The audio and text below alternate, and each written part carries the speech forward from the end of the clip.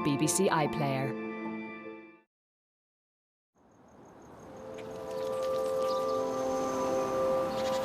Now at 10 o'clock, here's the BBC News with Clive, Myrie. Tonight at 10, Israel calls up more military reservists as tensions and clashes with Palestinians escalate. This, the aftermath of an attack in central Tel Aviv, leaving 1 dead and 5 wounded. Israel blames Palestinian militants. It follows Israeli airstrikes overnight on targets in Gaza and southern Lebanon. 2 British Israeli sisters have also been killed in a gun attack in the occupied West Bank. We'll have the latest. Also tonight.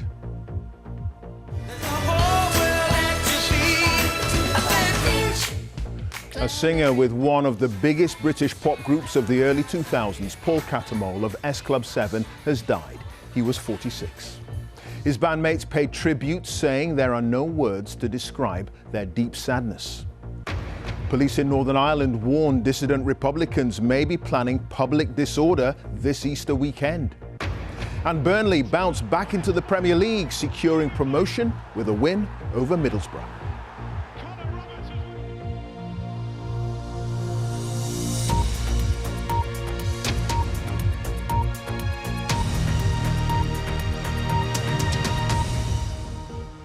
Good evening. Israel says it's calling up more military reservists as tensions and clashes with Palestinians escalate.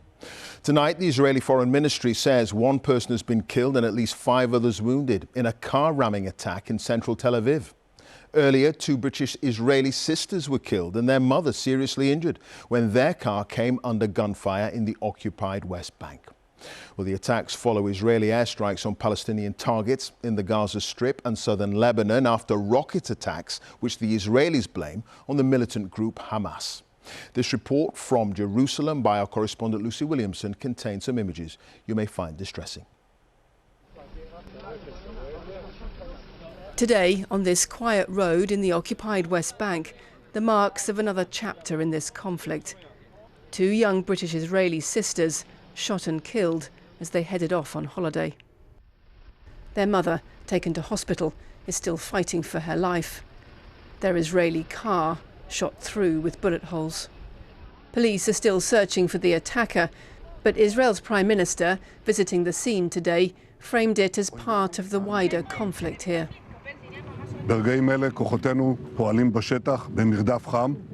At these moments, our forces are operating in the field in hot pursuit of the terrorists.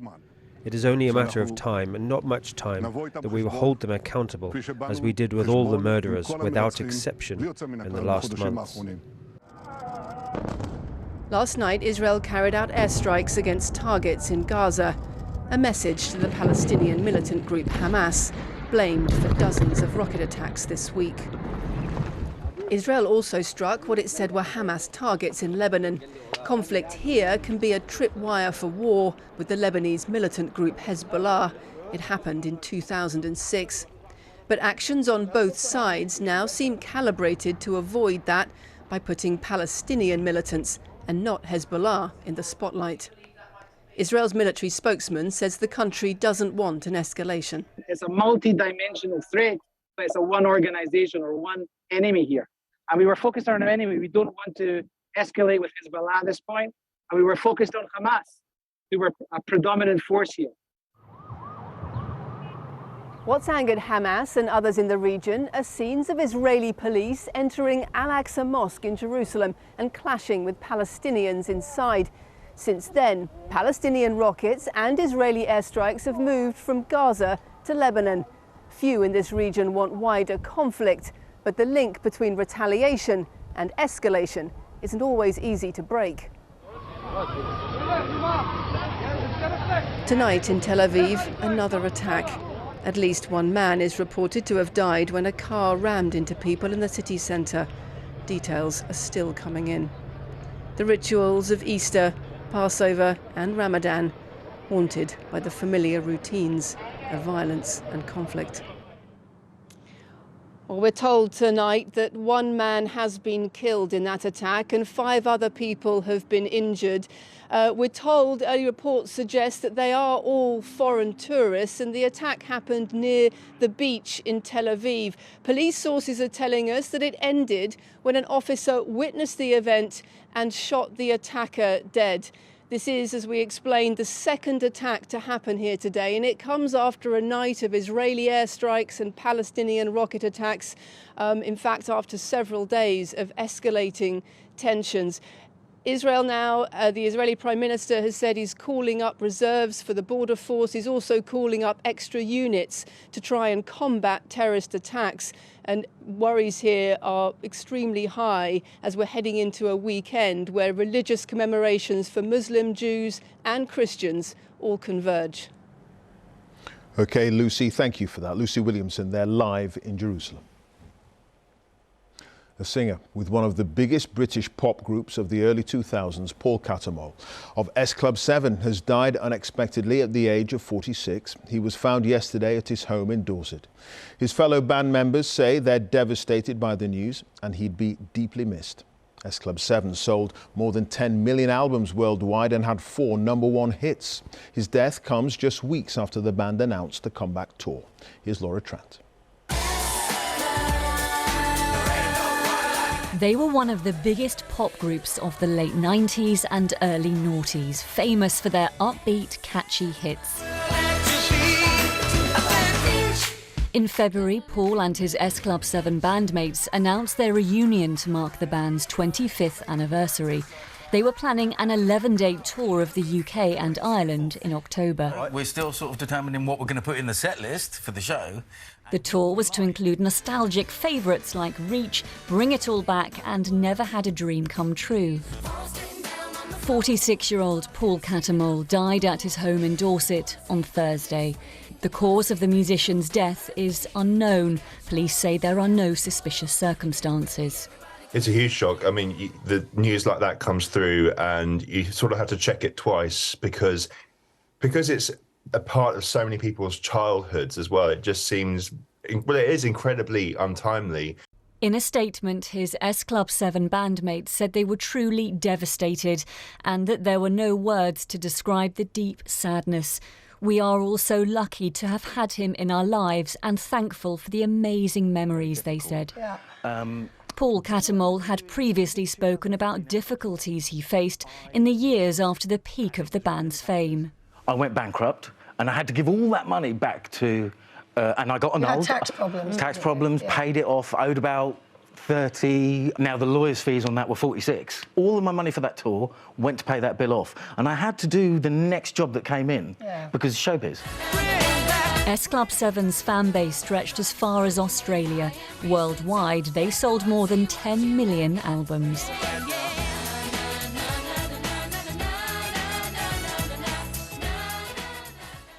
The S Club 7 singer Paul Cattermole, who's died at the age of 46. The BBC has learned that the firm responsible for auditing the Scottish National Party's finances has resigned after more than a decade of working with the party. Johnston Carmichael says it took the decision after a review of its clients. The former chief executive of the SNP, Peter Morrell, was arrested and then released without charge on Wednesday as part of a police investigation into the party's finances. The SNP says it's looking for a replacement firm. Politicians in Northern Ireland have condemned continuing paramilitary violence after police warned that dissident groups may try to provoke disorder over the Easter weekend. Extra officers have been drafted in ahead of a visit by President Biden next week as part of events to mark the 25th anniversary of the Good Friday Agreement. Our Ireland correspondent Chris Page has more from Belfast. Northern Ireland is marking a quarter of a century of relative peace. The agreement signed on Good Friday 1998 largely ended 3 decades of conflict. But there's also a reminder that the threat from paramilitaries hasn't completely faded. Last year, there was some trouble at an annual dissident Republican march in Londonderry on Easter Monday. But police warned yesterday there could be more serious violence this time round. There is very strong community intelligence specifically coming forward in respect of Monday's events in Derry, Londonderry, and a real concern that there may be attempts to draw police in to serious public disorder and to use that then as a platform to launch terrorist attacks on police as well. The dissidents broke away from mainstream Republicans when the IRA's political wing, Sinn Féin, entered the peace process. A few weeks ago, a group known as the New IRA shot and critically injured a detective, John Caldwell.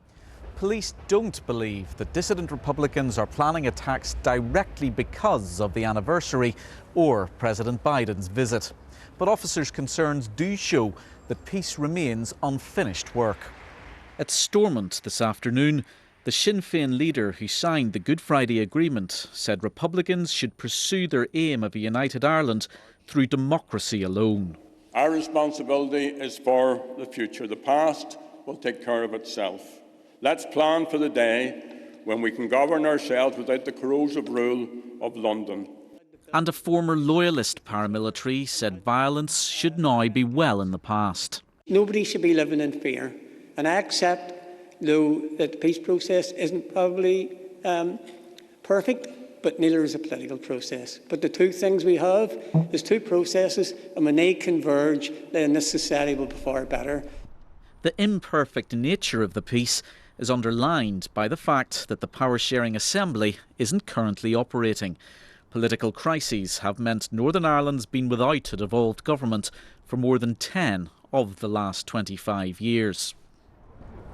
But amidst the political tensions and security issues, communities here want to send a positive message that they'll keep reaching out for reconciliation. Chris Page, BBC News, Belfast. Well, as you've been hearing, a quarter of a century since the Good Friday Agreement, political tensions and obstacles sadly persist in Northern Ireland. So what does the generation born since the historic deal make of the era of peace? Emma Vardy has that story. Northern Ireland's peace generation have grown up in a place unrecognisable from its past. Many people born after the conflict have seen little of the dark times that came before them. We've come to show them some of the TV news archives of the place they call home.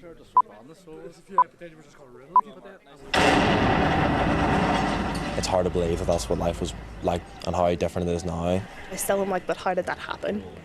Why did that happen? To commemorate and pay tribute to the volunteers of the Irish Republican Army. The sectarian conflict between Protestant and Catholic communities shaped the lives of previous generations. Red Holland Front Pistol Group. Republican armed groups carried out a bombing campaign to try to force Northern Ireland to give up its status as part of the UK, and Catholic communities came under attack from loyalists. Seeing some of the footage of like the IRA men, that was so bizarre to me because it's not something I'd ever experienced. In 1998, when once bitter political enemies signed the Good Friday Agreement, it was a major turning point. There you are. I think it's an amazing document. The fact that you had so many people just willing to put grudges and even their own popularity aside. Many may disagree, but I feel that we have came so far in such a short period of time. Although the conflict is in the past, some sense of division is still passed down. Well, 25-year-olds today had a vastly different experience growing up in Northern Ireland from their parents. It's clear the so-called peace generation still feel some of the old tensions that live on. You do get an inherited trauma, you know, that I, as a Catholic, can't go to a Protestant area. That actually triggers something in you? Yeah, even though it wouldn't stop me, you know it's ridiculous, but it's because that's what we've always heard. Why do those beliefs still exist? Your community, your family, because they grew up with it. And although the conflict has shaped large parts of the way Northern Ireland works today, many young people have had little formal education about their recent history. I've never learned about the Troubles in my entire, education, in terms of school. I would say I was quite sectarian when I was younger, and that was brought from my family. So how would you rate the success of the Good Friday Agreement? I would say it was successful in terms of ending the violence, but we still have segregated housing, we still have segregated schooling, our politics is still divided. There's no bombs going off now, do you know what I mean? There's still both sides having a dig at each other. 71.12%. There's little doubt those who voted for the agreement in 1998 created a better future for their children. But today, Northern Ireland's power-sharing government, set up by the Accord, often collapses over disputes between the parties. And there are growing questions over whether it's become outdated. We need to get our government back because they just keep passing it on to their young people. I just appreciate the benefits that it has brought, but there still is issues. Can your generation make Northern Ireland a better place? I hope so, yeah. I think there is potential there for Northern Ireland to be more united. When political figures mark the anniversary of the Good Friday Agreement in the coming days and its legacy, they too will do so in recognition that this isn't the end of the story. Emma Vardy, BBC News, Belfast. Let's take a look at some of the day's other top stories now. And a 16-year-old boy has been arrested on suspicion of murder after a 14-year-old girl died in a fire at a block of flats in East London. 5 other people were injured in the blaze in Beckton yesterday and have now left hospital. Police are treating the fire as arson. A 12-year-old boy is due to appear at Sheffield's Youth Crown Court tomorrow, charged with murdering a woman hit by a car. Marcia Grant, who was 60, has been described as a pillar of the community by her family and died in the Greenhill area of Sheffield on Wednesday. Russian news agencies are reporting that the American journalist Ivan Gershkovich has been charged with spying. The Wall Street Journal reporter was arrested by the Russian security service last month. He's accused of collecting what are described as state secrets about a military complex. Washington says the accusations are ridiculous and has called for his release. And Labour is facing criticism, including from within the party, for posting a social media advert suggesting the Prime Minister doesn't think child sex abusers should be jailed. The tweet cites Ministry of Justice figures from 2010 onwards, 5 years before Rishi Sunak became an MP. The Conservatives say the advert is vile and desperate. Now, weather warnings have disrupted day 2 of the Masters, with players forced to leave the course more than once. Rory McIlroy did manage to finish his round, but his bid to win the only major title to have eluded him will almost certainly have to wait another year. Our sports correspondent Andy Swiss has that story. McIlroy. He came here as one of the favourites, but it was the day Rory McIlroy's Masters hopes came crashing down. After a frustrating first round, he needed something special. What he got, though, was mistake after mistake. It was just an unforced error. By the time he finished, he was some 17 shots behind the leader, and he's set to miss the halfway cut. Well, before the Masters, many fans had been tipping Rory McIlroy to win. He'd arrived with such high hopes of claiming the only major title that's eluded him. But those hopes have ended in bitter disappointment. Others, though, rose to the occasion. America's Brooks Koepka, one of the Live Tour rebels, surging clear of the field. Among his nearest rivals, remarkably, is an amateur, 23-year-old Sam Bennett, playing like a seasoned pro. And what of Tiger Woods? Well, for all his injury problems, he can still do this as he battles to make the cut. The man's a genius. Look at this. But then this, play suspended by thunderstorms, which even caused trees to fall on the 17th hole. The weather is now the toughest challenge. Andy Swiss, BBC News, Augusta. It's been a big night for Burnley Football Club, with the Championship side guaranteed promotion to the Premier League if they beat Middlesbrough this evening. And they did. 2-1. Here's our sports correspondent, Joe Curry. It felt like a case of when, not if, Burnley would get back to the Premier League, but would this be their moment? It is electric. A win at Middlesbrough would see them return to the top flight, but with the home side also chasing promotion, this would be a test of nerve. If there were early jitters, however, they didn't show. Josh Brownhill went for power, Ashley Barnes turned the ball in for a vital early advantage. Nathan Teller came close to making it 2, but having done all the hard work, he sent his shot wide. After the break, a tangle of legs saw the referee point to the spot. Chuba Akpong kept his nerve to equalise, to the delight of Borough fans. Burnley, though, desperate not to let this opportunity slip through their fingers, hit back through Connor Roberts. His goal proving to be vital in the game and their season. Come the final whistle, delight and relief. Led by manager Vincent Kompany, it was mission completed. For the travelling fans, A very good Friday indeed. Jo Curry, BBC News. Time for a look at the weather news now, and Stav is here. Hi, Stav. Hi there, Clive. Thank you very much. Good evening to you. It was a very pleasant Good Friday day across much of the country. There was a lot of sunshine around. Still a bit of a chill in the air, but as we move deeper into the Easter weekend, although there'll be plenty of sunshine around, it should start to feel a little bit warmer. But then it's all changed. This area of low pressure will take over as we head into the Easter bank holiday Monday. But a lot of high pressure continues to dominate the scene. Cloud rolling into the eastern side of the country again. Could see some spots of drizzle eastern Scotland, perhaps northeast England, but most places will be dry. And again with clear skies, slightly lighter winds further west.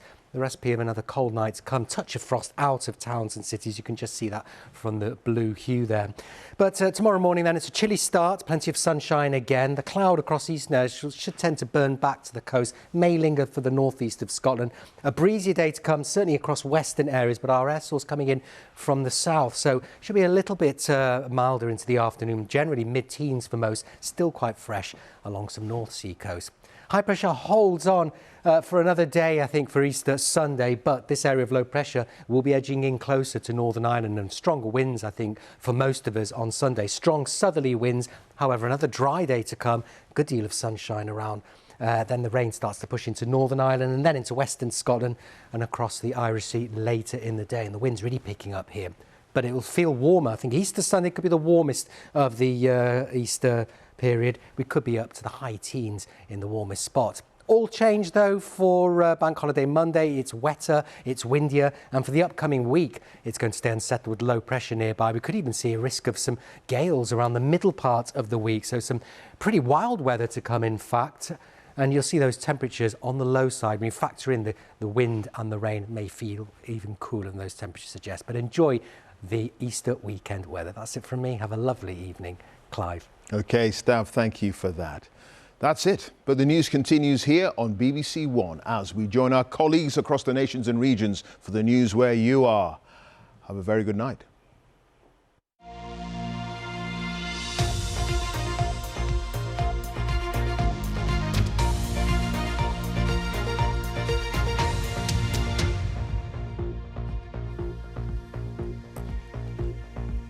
Good evening, I'm Alice Bandukravi. A 16-year-old boy has been arrested after a 14-year-old girl died at a fire in Beckton in East London. 5 people were also injured and taken to hospital, as Harry Lowe reports. The fire broke out just before